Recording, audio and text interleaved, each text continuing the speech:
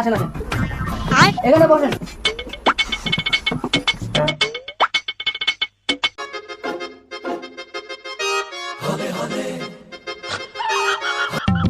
তোমার বাড়ির 50 ফুট নিচে অনেক সোনা দানা রয়েছে। আগেকার রাজারা অনেক ধন সম্পদ লুকিয়ে রেখে গিয়েছে।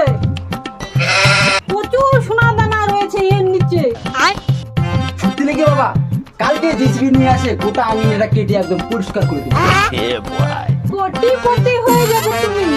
তুমি তো আমার বড় উপকার করে দিলে বাবা। দাঁড়াও দাঁড়াও, জল খাবারটা নিয়ে আসে দিই, খাবারটা খেয়ে নাও।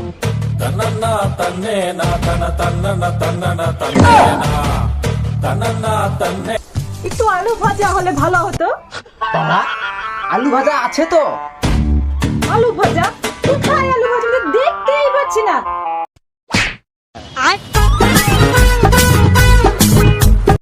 রুটি নিচে আছে দেখো।